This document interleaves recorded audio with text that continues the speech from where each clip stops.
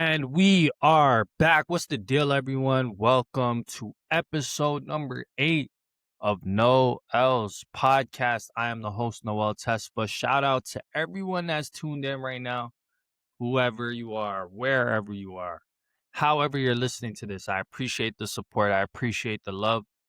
And just continue to do so by liking, commenting, subscribing.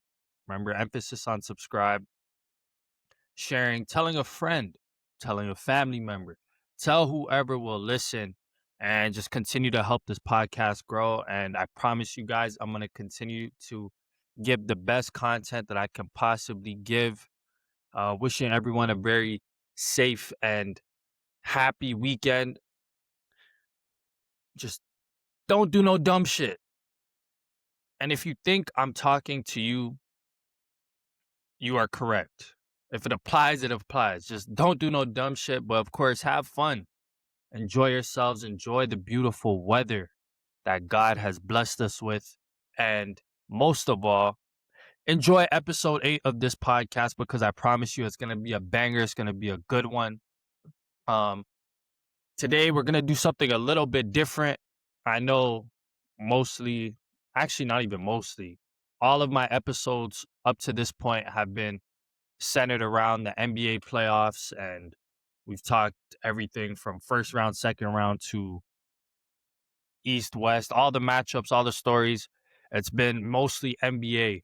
I did a little segment on the NFL draft, like my second episode, but I haven't done much on that. So today's episode is going to be um, a lot more variety. Okay, we're gonna still talk NBA and the games that happened last night, because of course that's my bag. That's what I do. But we're also gonna be talking NFL.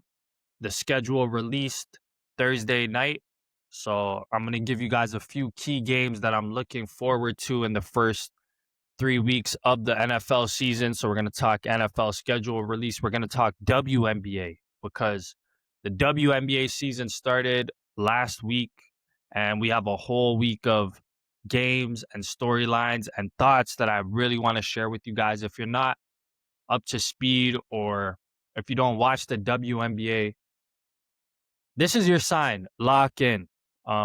Season's going to be real good. The girls are already hooping and yeah, we're going to be talking a lot about the WNBA season on this podcast and this episode. So lock into that. And yeah, I also said this is mainly a sports podcast, obviously, talking sports, football, basketball.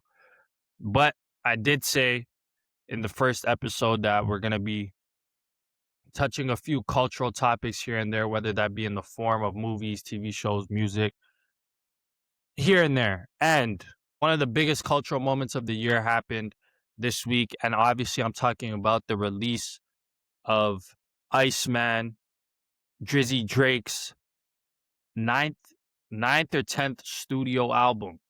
Okay. Long awaited. It's been almost 3 years since he's dropped an album. So I'm going to give you guys a mini review at the top of the episode. So if you want to hear that, you can. If you want to just skip to the sports topics, then you can go to the description, see the time codes, and do that. But yeah, that's going to be the rundown for today's episode. We're talking Iceman, we're talking WNBA, we're talking NFL football, and obviously we're talking NBA playoffs. So yeah, it's going to be a banger. I hope you guys enjoy. I hope you guys stick around. But before I get into any of that, I just want to say and start with rest in peace to Brandon Clark. First of all, uh, Brandon Clark was an NBA player for the Memphis Grizzlies. Currently, was on the Grizzlies roster. Passed away.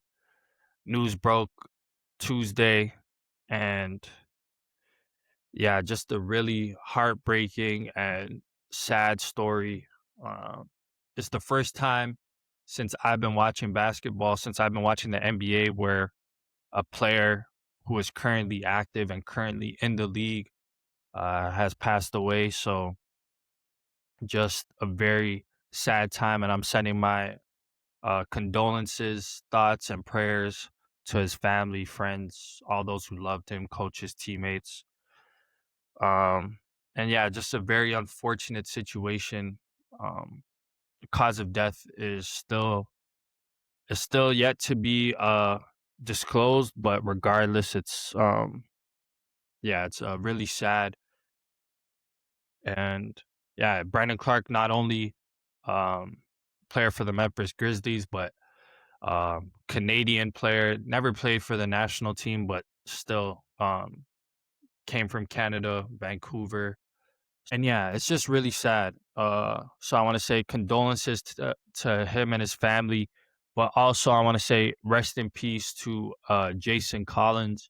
Jason Collins is also a former NBA player, played for the Nets, played for the Golden State Warriors, amongst other teams. And he died either the same day or the day after Brandon Clark. It's been a very sad week for the NBA community. Um, so I'm sending my thoughts, prayers, and condolences to the Collins family as well. The Collins family, the Clark family, and may those gentlemen rest in eternal peace. So yeah, I had to start with that. Um, but now we can get into today's episode. If you've been following along to the podcast and you've been a consistent watcher, all my weekend shows and episodes, I give you guys a song of the week. It's a segment I introduced a few weeks back. So yeah, I'm doing song of the week, and of course, this week's song of the week has to come off of Iceman. It's only fitting, and the song I chose off that album is called "Make Them Pay." "Make Them Pay" by Drake, off of Iceman, and it is by far my favorite song on the album. I'm gonna get into it when we do the little review in just a bit, but yeah, "Make Them Pay," song of the week. So if you guys want to tap into that, you guys probably did. I know most of you have listened to Iceman already, but since we're on the topic of Iceman, I might as well just get into the review right now. Uh, I've had a whole day to sit with it, to listen to it a whole day. That doesn't really mean nothing, but yeah, I listened to the album a few times, 3 or 4 times front to back. And this is what I say. I won't do a too long a review. First, the intro. Whew, smoked it. Smoked that intro. It's not quite on the level of like a Tuscan Leather. Tuscan Leather is, that's the bar for Drake intro songs. But the intro for Iceman, it's called "Make Them Cry." All the songs with "Make Them" in the title, "Make Them Cry," um, "Make Them Remember," "Make Them Pay," those songs just heat. But "Make Them Cry," the intro, I love that song. I love the beat. The beat switches. There was like multiple different beats. That's like a real calling card for Drake intros. Um, I love the flow. He was just rapping on that, like barred up. But what I would say is my favorite part of that entire song is it is one of, if not the most introspective song on the whole album, right? I mean, he gets into his relationship with his parents. he referred to his dad as his child's grandfather, which is like, only Drake. But yeah, he talked about his relationship with his parents. He talked about his relationship with 40. 40 is obviously Drake's longtime best friend, producer, engineer. And, he just talked about how 40's telling him to like look in the mirror and kind of has to, you got to do some soul searching. Yeah, it just gave us some insight into his and 40's relationship. I thought that was good, and talked about his dad having cancer, which prayers up to him. But it was a real introspective song, and when I heard that intro, I'm like, thank you God, because this is about to be, sign me up for this. This is the Drake album I've been wanting to hear. However, the next like 4 or 5 songs, just I'll just say they weren't for me. Including the Future song, Dusting Plaques, like those songs, they give like a futuristic vibe, like on some Yeet, if you know the artist Yeet, that type of vibe, like kind of like produced by Benny X. And I'm cool. Like I know Drake has fans that enjoy that type of music. I'm just not one of them. So so I was cool. So I was cool off those songs. The Future song, like I said, it's not bad, but to me it ranks very low on the ladder of Drake Future collabs. So yeah, I'm good off that. Molly Santana was all right, but once we got to the song "Make Them Pay," the the song I just said for song of the week, whew, smoker. That's already one of my favorite Drake songs of all time. I'm not even joking. Nah, no, not no recency bias, none of that. The flow, the beat, the little piano keys in the background, the bars, he barred up, he addressed a lot of things. He addressed his relationship with DJ Khaled, how he still feels about Kendrick. That was obviously a common theme in the album. Um, it was a bit bittersweet because he talked about his relationship with J. Cole. And if you know me, J. Cole is my favorite rapper. Drake's one of my favorite rappers. Those are the two guys I listen to the most. And it sucks that they're at odds right now, kind of just because of the whole, you know, Drake Kendrick thing and J. Cole apologizing. And Drake addressed it in the song. He said, I don't understand how you could apologize, basically, and that you would prefer death over submission, but he still loves him, but could never forgive him. And I get it. Drake Drake had to say something about it, but I know at the end of the day, he loves J. Cole. Like you can't be mad at J. Cole for a long period of time. The guy is just too peaceful of a person. I'm acting like I know these guys in real life, but just from looking from afar and observing from afar, I know Drake and Cole will be cool eventually. But yeah, make them pay. My favorite song of the album, I think, is the best song of the album, and everything after that was decent. National Treasure was a song that already leaked. Originally, it was supposed to have Pressa on it, and no disrespect to Pressa, but I think it's a better song when it's just a Drake solo song. Obviously, he addressed DeMar DeRozan, but yeah, I like National Treasure. That's pretty good. The 21 Savage song was was decent. Again, better. I've heard better Drake 21 Savage collabs. The Too Hard for the Radio, that West Coast bop. I personally like it. I know a lot of people from LA and the West Coast, they're not going to take too kindly to that. And obviously it's a little jab at Kendrick and not like us and all that. But I like it. I thought he flowed on it. He was rapping. And I like Drake when he raps. I like Drake when he raps, when he bars up. That's just me. That's like I'm a fan of hip hop. But yeah, the Too Hard for the Radio was a good song.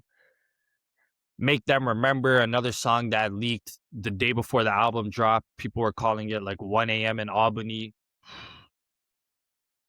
Rapping. Like when Drake raps, I'm telling you, this guy is one of the greatest to ever do it.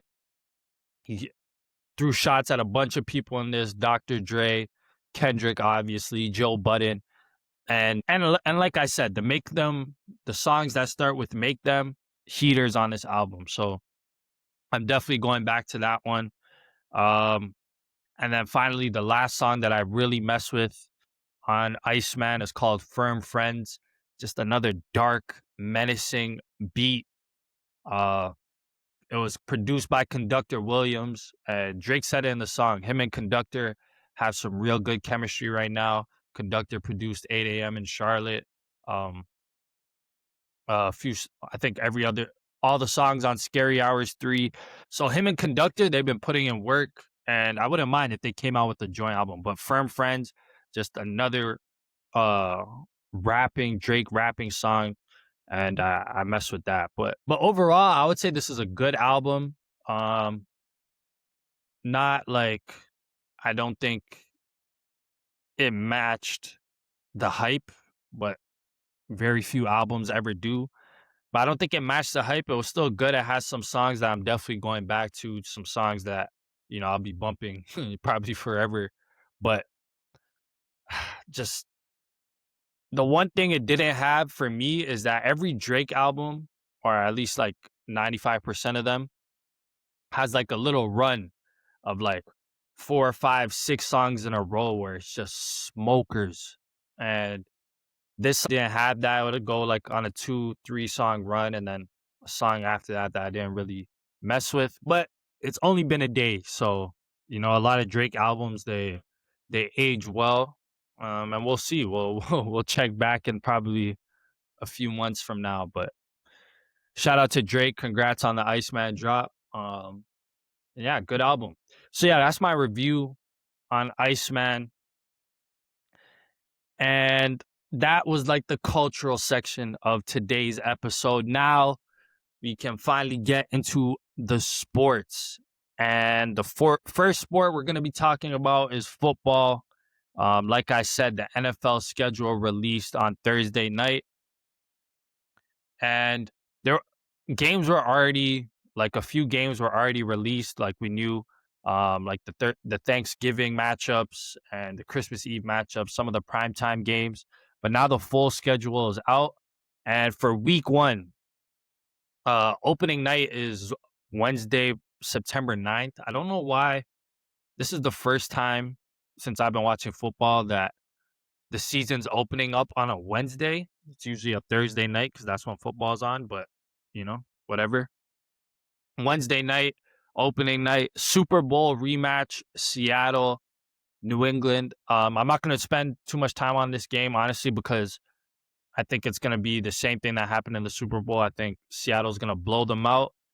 Uh, yeah, this is just going to be a regression year for New England, in my opinion.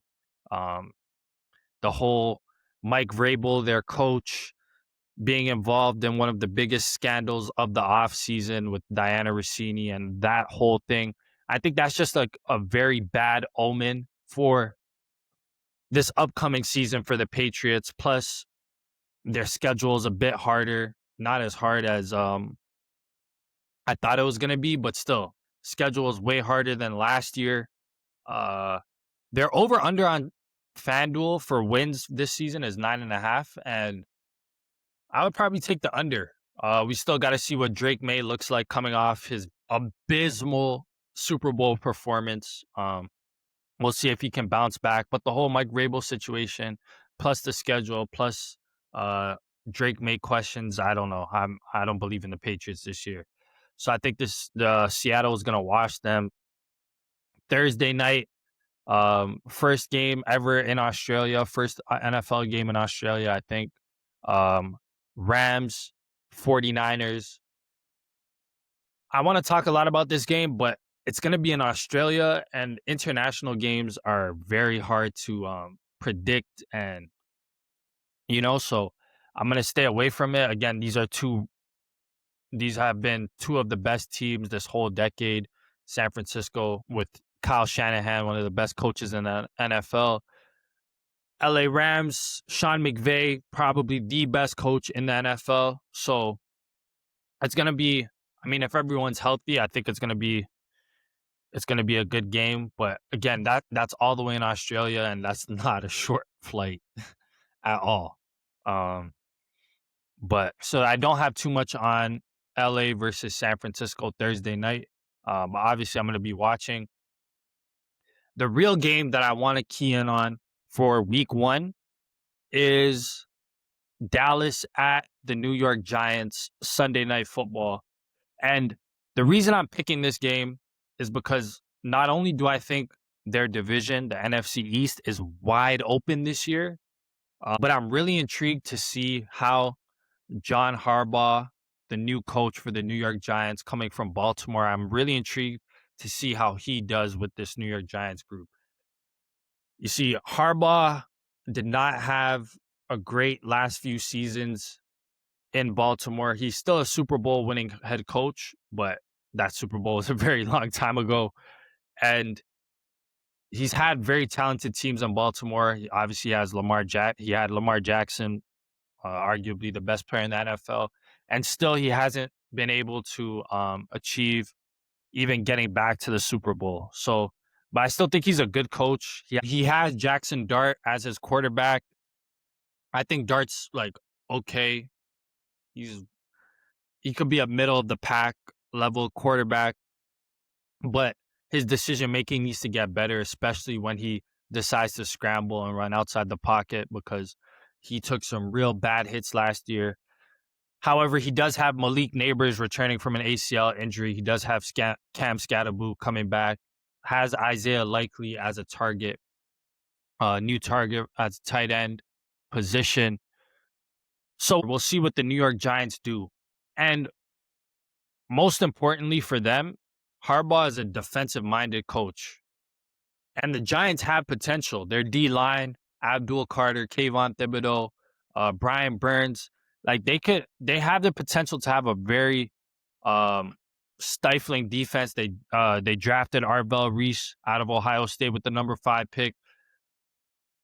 And last year they had, I think, like the 31st rushing defense, which I still don't understand how it was that bad. But the Giants can make some noise, I think. For Dallas, it's always going to be about their offense. When they have Dak Prescott, they franchise tagged George Pickens, so he's going to have Pickens. He'll have CeeDee Lamb. That can, that has the potential to be the most potent offense in the NFL. The potential to be. It's always potential with the Cowboys. It never comes to fruition. But they have the potential to be one of the most potent offenses in the whole NFL. They have a full year of Quinnen Williams after trading for him midseason from the Jets last year. They drafted Caleb Downs at number 11. So the Cowboys, it would be great for football if the Cowboys, made it to a conference championship or the Super Bowl. Like, it would be great for the NFL. Something always happens. I don't want to sound like Stephen A. Smith, but something always goes wrong for them. So, but I really want to see how they match up with the Giants in Week 1. Last time they played on Week 1 was like 2-3 years ago, and Dallas smoked them, but like by 40. It was like 40-0. I don't think that's going to be the case this year, but I really want to see that matchup. Week 2, Thursday night football, Detroit at Buffalo. And I just want to see Josh Allen play football. That's it. Josh Allen is one of the most talented football players we have ever seen. And like just a physical beast, one of the best arms in the entire league. However, he just can never get over the hump. And he had a golden opportunity last year. No Mahomes, the guy who always beats him. No Lamar, another rival of him. No Joe Burrow. None of these guys made the playoffs last year, and he still couldn't get to the Super Bowl. So, Josh, just please do something this year. Please. Like, people want to see you win. New head coach Joe Brady was his offensive coordinator, so the system shouldn't be too different. Detroit, their offense went nuts the last time they played Buffalo. Granted, that was 2 years ago when they had an amazing season. But Detroit's weird because 2 years ago they had an amazing year, like 15-2 record, best record in the NFL. Last year missed the playoffs, just like a game below 500. So I feel like this team is like somewhere in between 2 years ago's team and last year's team, like somewhere in the middle, maybe a 9-10 win team. And yeah, they traded David Montgomery to Houston. So Jahmyr Gibbs has the car keys. And even though they don't have Ben Johnson, I still think this offense can do a lot of damage with the weapons they have. Amon-Ra St. Brown, Jameson Williams. Goff is a good quarterback. He's not a great one, but He has his moments. He threw like for almost 500 yards and 5 touchdowns last time they played Buffalo. So yeah, that should be a good game. But the matchup that I'm really locked in on for week 2 is Minnesota at Chicago. NFC North rivalry. And I really want to see what Caleb Williams and Ben Johnson do as a duo coming off of what they did in the playoffs last year. And I'm gonna be honest, I did not believe in Caleb Williams. I just didn't think, quite frankly, I didn't think he was mentally tough enough to be a franchise QB, or at least one that can live up to a number 1 pick status. However, he went bonkers in the playoffs, had some of the craziest plays we've ever seen. And Ben Johnson is one of the more brilliant offensive minds in the NFL today. So I want to see what they do. They're going up against Brian Flores' defense and Minnesota's defense, which was, even though the Vikings had a very poor season last year, a lot of that was JJ McCarthy. But even though the Vikings had a poor season last year, their defense was still elite. It was still top 10 in the NFL. Brian Flores, one of the best D coordinators there is. So yeah, I want to see that matchup. I want to see what Caleb does against that defense. Kyler Murray is the new quarterback in Minnesota. Kyler's not a good quarterback, but he's not as bad as some people think he is. And he has weapons. He has Justin Jefferson, a top 3 receiver in the league. Jordan Addison is good. TJ Hawkinson. He has weapons. So I'm interested to see what he does with that. So I'm really looking forward to that matchup. Kevin O'Connell versus Ben Johnson, 2 of the more brilliant coaches in the NFL. So should be a really good one. Week 2, Sunday, Minnesota at Chicago. Now for week 3, the main game that I want to focus on is Baltimore at Dallas. And it's all about Lamar Jackson. Lamar Jackson is one of my favorite players in the NFL. I root for him, even though Aaron Rodgers is my favorite player and they played in the same division last year. I still root for Lamar, and I want him to win a Super Bowl, like, badly. However, like Josh Allen, there's always something preventing Lamar from reaching the mountaintop. And usually that something is Patrick Mahomes. But this year, new head coach Jesse Minter, and Minter is more of a defensive mind, was a coordinator for the Chargers. So um, I don't think he'll have too much say for the offense. They did get a new offensive coordinator, Declan Doyle, who is like the youngest OC in the NFL. And I want to see like Lamar, because as great as Lamar Jackson is, in those big moments, he has yet to deliver. It's that simple. He's yet to deliver year in, year out. One of has arguably the most talented team in the NFL when you consider both offense, defense, and Lamar. But he just hasn't come through. I hate to say it. And they added Trey Hendricks into the defense after the whole Max Crosby trade fell through. It was one of the weirdest stories of the NFL offseason. But Lamar just has to get it done. I already talked about Dallas. So Baltimore at Dallas week 3. I'm hyped for that one. Lamar should go crazy on that defense. Even though it'll be better than last year's, they can't stop him. He always goes off against the Cowboys. Always. So yeah, that's my NFL talk on the schedule. Those are the games I'm looking forward to in the first 3 weeks of the season. We're still a few months away, so as we get into the preseason and the regular season approaches, we're gonna do more stuff on football. But yeah, the schedule released, so I wanted to give you guys my thoughts on that. Now let's talk WNBA. The W season kicked off last week. And the first thing I want to talk about, shocker, is Caitlin Clark. Caitlin Clark is She might not be the best player in the league, but she's definitely one of them, and she is the biggest draw in the association. And as a rookie, killed it. Like, was rookie of the year, top 5 MVP candidate, led her team to the playoffs. She exceeded all expectations as a rookie. However, her second year, missed almost the whole season because of injuries, only played 13 games. But when she did play in those 13 games, she just couldn't shoot. She shot she shot 28% from 3, which was very concerning because she shot 28% from 3, and you could chalk that up to the injury.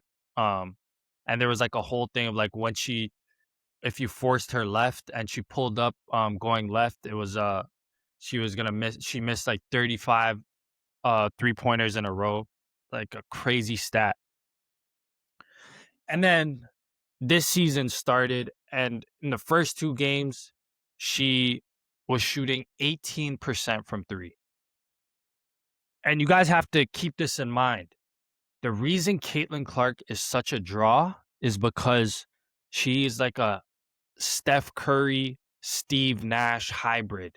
Like, she shoots it from range and she shoots it exceptionally well. And she's also an amazing playmaker, amazing passer. Like, averages like 8 assists for her career already in the WNBA. But the main thing that draws people in is her shooting ability, right? And the fact that she was not shooting well, the 13 games that she played last year and on the first 2 games of this year, I was worried. I was worried because she brings in a lot of eyes to the WNBA, and a lot of that is because of her shooting. So I swear to God, I was gonna come here and I was gonna come on this podcast and talk about how concerned I was that she was missing all these threes and her percentages were terrible. I'm like, yo, if Caitlin Clark forgets how to shoot, it's gonna be bad for the WNBA. And then last night, Indiana played the Washington Mystics. And if you didn't watch that game, go watch the highlights. Just an amazing game. Went into overtime. And Clark had 30 points and hit 6 threes, including the game-tying 3 to send it to overtime. Concerns washed away, just like that. She was amazing. She was back to looking like Caitlin Clark that took the college hoops world by storm.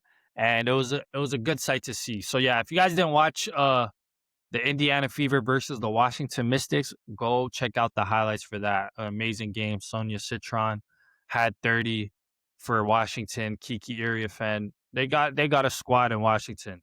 Kelsey Mitchell was amazing for Indiana. So go watch that. Go and watch the WNBA. I promise you, you guys are not going to be disappointed. Those girls can hoop. And speaking of girls who can hoop, Asia Wilson always ends up, she starts the year a bit slow. Last year was the same thing. She started the year a bit slow. And I'm like, okay, this is on par for like an Asia season. And then last night she drops 45 points on like 15 of 18 shooting from the field. And it's like, okay, this is why she is the best basketball player in the world. And the only thing I'm going to say about the Vegas Aces is that how did the league let them get Kennedy Carter? Kennedy Carter, who did not play in the WNBA last year. I think she was playing in like a Brazilian league.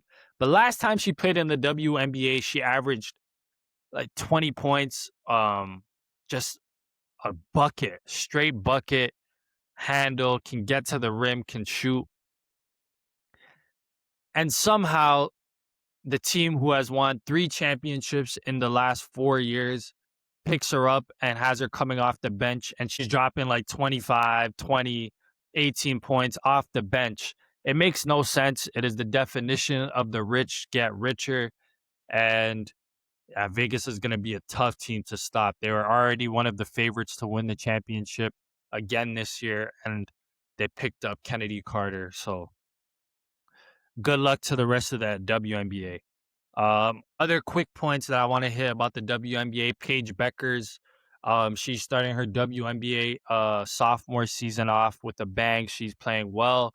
They got a win over the Indiana Fever last week's on Saturday. Another great game. And I talked about Caitlin Clark being the main draw for the WNBA. Yo, Paige is just as good as Caitlin. Their play styles are a bit different, but Paige, in terms of effectiveness and production, she's just as good as Caitlin. Um, she was like regarded as the better player when they were in college earlier on, and then she went through an injury, and Caitlin did what she did, so she kind of fell, you know, a bit behind, but still, she was the number one pick last year, and now she's coming into form as one of the best players in the WNBA, and she's looking great to start the year. So Paige, she's kicking ass. Olivia Miles, the second overall pick for the Minnesota Lynx in this past draft. I'm really impressed with her. If you haven't watched her yet, go check her out. Rookie out of TCU. That girl is a hooper, man. She has the court vision of an elite level point guard. She can get to the rim. She has a very nice finishing package and a very high IQ basketball player, which always draws me, and I'm very drawn to those type of players. She's playing good for the Lynx, especially with Nafisa Collier out. Nafisa's my favorite player in the WNBA, so get well soon, Fee. But the Lynx are still playing well without her, and a big reason for that is their rookie Olivia Miles. So go check out her. Atlanta Dream, they're undefeated with Angel Reese, picking her up in the offseason, adding her to the core of Ryan Howard and Alicia Gray. Atlanta's a problem. They haven't lost yet, and they have the talent to compete for a championship. It's just they have to start clicking at the right time. But it looks good so far. Angel is a monster on the boards. One of the best. She's probably the best rebounder in the WNBA because she does it both on the defensive side of the boards and the offensive side. Nobody offensive rebounds like Angel Reese. She's like prime Moses Malone. Like I think she's averaging more offensive rebounds than every other team in the WNBA. Like the teams combined, she's averaging more offensive rebounds than them. So shout out to Angel Reese, shout out to the Atlanta Dream, and shout out to the Toronto Temple. It's their inaugural season, first Canadian WNBA team. The crowd is showing up at the home games. I'm loving what I'm seeing. Marina Mabry, who I've always been skeptical of. I think she's an inefficient scorer, but this year she's playing well. She's leading. As of yesterday, she was leading the league in points, averaging 26 a game. So shout out to Marina Mabry, shout out to Brittany Sykes and the whole Toronto Tempo team. Not a lot of expectations, but they're playing hard. They're playing together, and I like what I'm seeing so far. So that is my little WNBA recap. Like I said, if you guys aren't locked into WNBA hoops, especially when the NBA comes to an end very soon this summer, if you're a fan of basketball, watch some WNBA. I promise you. Now let's get into the final part of today's episode, the NBA playoffs. We had 2 game 6s last night. First game, we're going to talk about Detroit versus Cleveland. Cleveland was up 3-2, had a chance to close it out in Cleveland, and they get demolished. Final score for this one was 115-94. And the biggest story from this game is the Detroit Pistons bench. They went absolutely nuts, 48 points. Duncan Robinson, who's usually a starter, he came off the bench, had 14 points. Paul Reed, B-Ball Paul, 17 points off the bench. Marcus Sasser, 9 points. And Karis LeVert, 8 points off the bench. So they had 48 points off the bench, which is like if the Pistons get that, they can compete with the Knicks because K didn't even have a good game. Jalen Duren finally had his best game of the year, but K didn't play particularly well. Um, and still, the Pistons were able to win convincingly. It was a lot of second chance points as well. Like, you could tell the Pistons were the more desperate team. There were sequences at free throw lines off of missed free throws, missed shots, and they would just get second and third chance opportunities. They had 20 points, um, 20-second chance points for Detroit. And that was the story of the game. Like, nobody really went crazy for them. It was just a collective effort, and they played way harder than the Cavs. And the score showed it. Asar Thompson. Asar Thompson just moves differently than every other player in the NBA, like athletic wise. The only person that moves like him is his twin brother. Because every time I'm watching him, and especially in last night's game, the way this guy gets from point A to point B in like a blink of an eye, how high he jumps, how fast he runs, the defense is just menacing to say the least. And I'm not gonna lie, he's not a threat at all when it comes to the offensive end, but every other thing, he had like 9 rebounds last night, 5 of them were offensive, 5 assists, 4 steals, a block. It was just an all around great game. And he's just a player that jumps out of the screen when you're watching them play. Like this, you could tell this guy's kind of built differently than everybody else on the court. And yeah, he helped Detroit get the W yesterday. It was bad on the Cleveland side. It was just a bad game. The only one that showed up, ironically, was James Harden. Since game 2, when I called him out, he's been really great for them. He was the only bright spot for them yesterday. Donovan Mitchell's 6 of 20 from the field and minus 25 in 37 minutes of game time, the worst plus minus of the game. And it's been a lot of like roller coaster ride for Donovan Mitchell in these playoffs. He'll have an amazing game where he scores freaking 40 points in a half, the most ever. And then he'll have a game like last night where he goes 6 of 20. And yeah, it's been a weird playoffs for Donovan Mitchell. But the Cavs, I feel like this was their shot to close out the Pistons. I don't think they can win a game 7. They can win a game 7 in Detroit. I don't think they will. The Pistons have the momentum. They needed this game, and they got it. And let me tell you who the biggest winner of last night's game was, and it's the New York Knicks, because the Knicks are sitting and resting pretty while these two teams beat each other up in a 7-game series. They already had a 7-game series, both of them, in the last round. So 14 games basically for both teams in the last 2 weeks. So yeah, New York, it's looking like a New York Knicks finals appearance is on the horizon.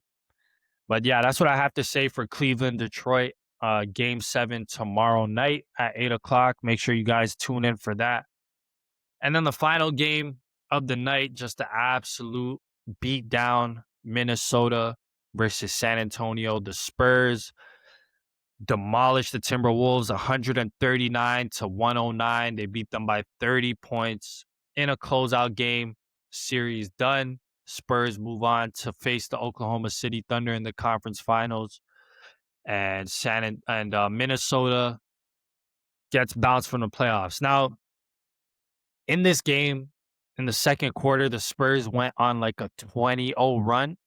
And that was basically the game. They were already up by 10 points, and then they went on a 20-0 run, and Minnesota couldn't recover from it. Even though Anthony Edwards had a really good second quarter, 12 points in that second quarter, and they couldn't stop him. However, the lead was just too big.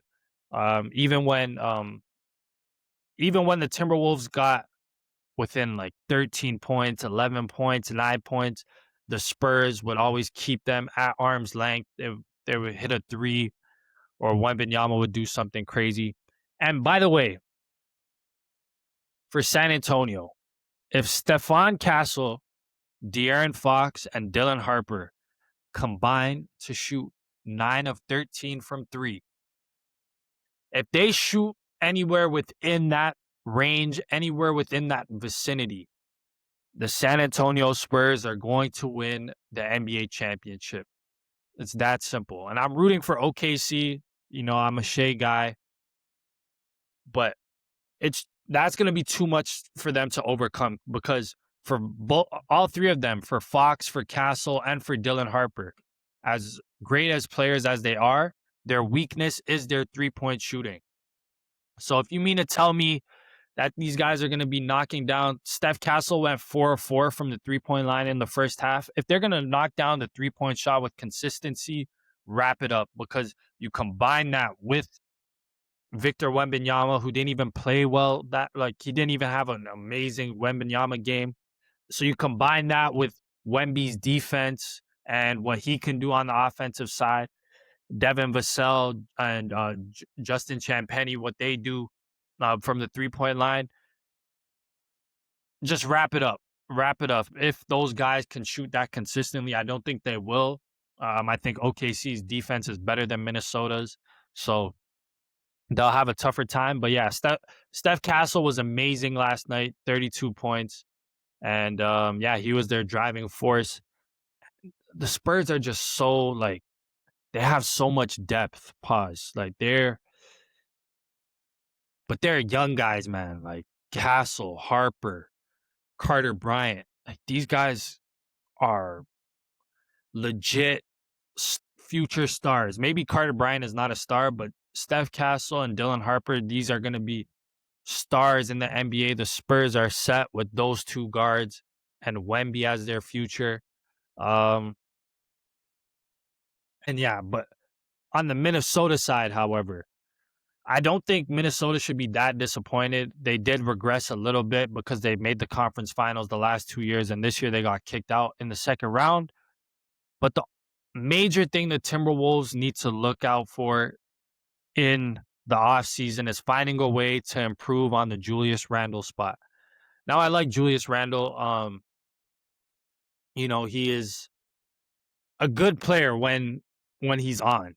The problem is, if Randle doesn't score and if he's not effective as a scorer, the rest of his game just dissipates, whether that's defensively or on the effort side. He doesn't it's like he gets energized when he's putting the ball in the basket, which is normal for a scorer in the NBA and just a scorer in basketball. But if you want to contribute to winning a championship and helping your team win, you have to find a way to contribute and to do more when you are not scoring as much. And he was after the first game, the last 5 games of this series, he averaged 11.2 points a game. 11 points. And this is supposed to be your second best player, second leading scorer. So 11 points is just not going to cut it. He had 3 points last night. And you combine that with the low effort and lack of defensive just will. They have to find a way to move on from Julius Randle. He had a good 2 years, helped them make the conference finals last year, but I don't think the Timberwolves are gonna ever accomplish what they want to accomplish in the Anthony Edwards era if Julius Randle is their second best player. I hate to say it, but that's what it is.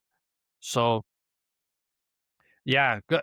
But shout out to the Timberwolves though. They kicked out the Nuggets, which was, again, still one of the more impressive things I've seen all playoffs. But the Spurs were a different animal and a different ball game.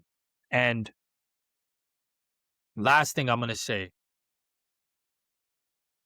to anybody who may be watching this for some reason you haven't been keeping up with basketball and the NBA playoffs, if you haven't been watching, please do yourself a favor and lock in on this San Antonio versus OKC conference finals. I'm telling you, It's going to be some of the best basketball you have ever seen in your life. These two teams have been on a collision course the whole year.